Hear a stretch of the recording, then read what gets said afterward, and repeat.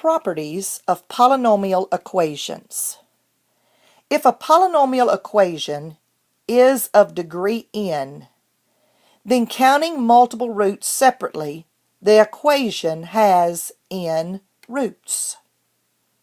So if you have a degree 4, then you will have 4 roots. If a plus bi is a root of a polynomial equation with real coefficients where b cannot be equal to 0, then the complex imaginary number a minus bi is also a root.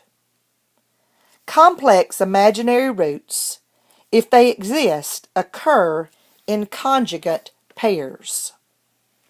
So if we're solving an equation and we end up with 2 plus 3i being a solution or a root, then we know its conjugate, according to this rule, its conjugate to minus 3i is also a 0. These are conjugates of one another. Notice you only change the major operation sign to its opposite. So if you know that 2 plus 3i is a 0, its conjugate is also a 0. Okay? So let's look at this problem. This problem says find a polynomial function with the given zeros. So what we need to do here to find a polynomial function with given zeros, it says find a 4th degree polynomial function f of x with real coefficients that has -2, 2, and I as zeros, and such that f of 3 equals -150. Now, I want us to go back and look at the linear factorization theorem.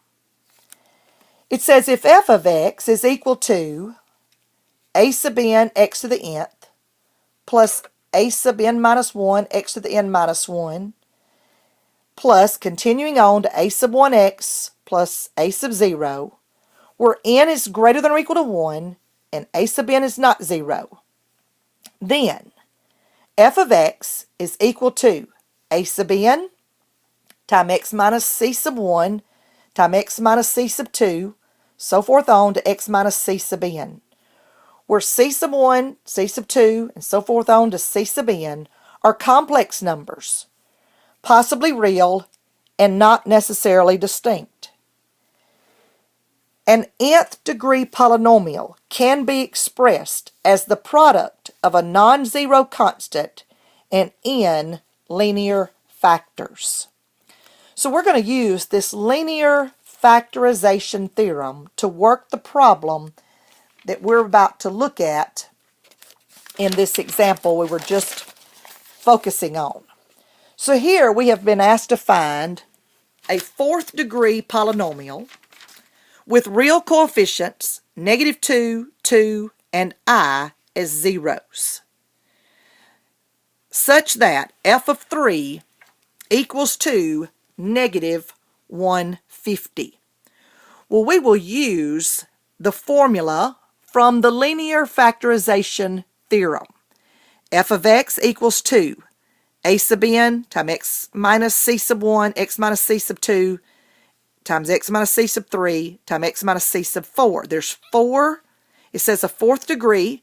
Therefore, we have 4 zeros.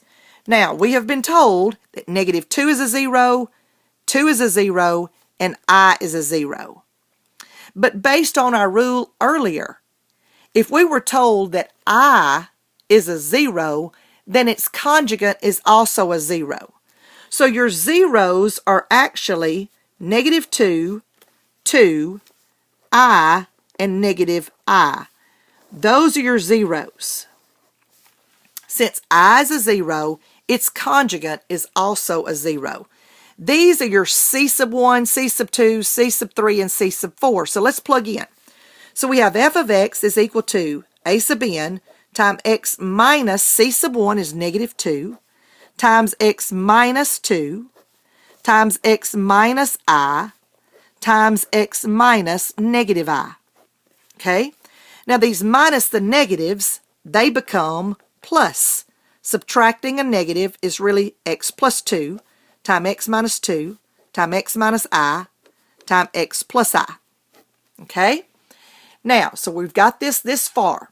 Now, let's go ahead and multiply these two together and multiply these two together. You multiply the 2 here, and then you multiply the 2 that have i's together. So we have a sub n. If you were to FOIL this out, you'd have x times x is x squared. X times negative 2 is negative 2x. 2 times x is positive 2x. And 2 times negative 2 is negative 4. Those cancel. So we end up with x squared minus 4. Now, let's FOIL these. X times x, x squared.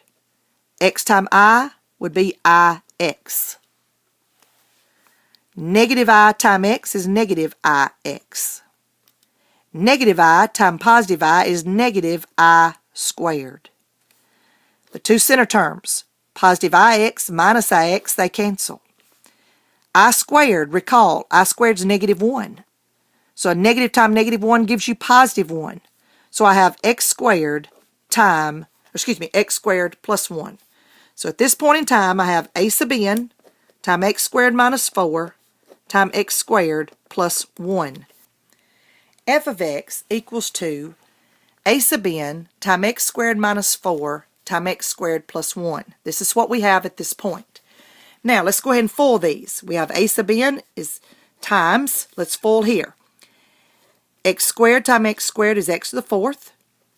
X squared times positive 1 is positive 1x squared. Negative 4 times x squared is negative 4x squared. And negative 4 times 1 is negative 4. I end up with a sub n. I have x to the 4th. Now, 1x squared minus 4x squared is negative 3x squared minus 4. So this is where we're at this point. Now, we have been told in the original problem that f of 3 is equal to negative 150. So, we will use that. F of 3 is equal to a sub n. Now, what we're going to do is we're going to plug in 3 in for every x. So, I have 3 to the 4th minus 3 times 3 squared minus 4. And we're also told that f of 3 equals to negative 150. So at that point, at this point here, we went in and plugged in every x is 3, and I set it equal to 150. So I have a sub n times 3 to the 4th. 3 times 3 is 9, 9 times 3 is 27, 27 times 3 is 81, minus exponents first, 3 squared. 3 times 3 is 9, 9 times 3 is 27, minus 4, equals to negative 150. Continue solving. 81 minus 27 minus 4 gives me 50, and that's 50 times a sub n equals to negative 150. Solve for a sub n. Divide both sides by 50. When you divide both sides by 50, you get a sub n equals to negative 3. Now, what you'll want to do is go back in to the problem here, right here where we stopped, and we will substitute in negative 3 back in for a sub n. So f of x equals to a sub n, negative 3, times x to the 4th minus 3x squared minus 4. We went back, once we found what a sub n was, we went back and substituted it in here. To finish this problem, we will distribute again. Negative 3x to the 4th is negative 3x to the 4th. Negative 3 times negative 3x squared would be positive 9x squared.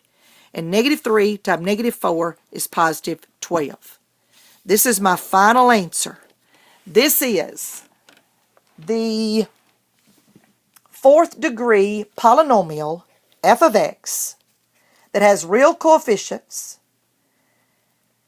of 2, negative 2, I, and negative I as zeros, such that f of 3 equal to negative 150. But this is my final answer where I went through and distributed negative 3 times x to the fourth is negative 3x to the fourth. Negative 3 times negative 3x squared is 9x squared. And negative 3 times negative 4 is positive 12.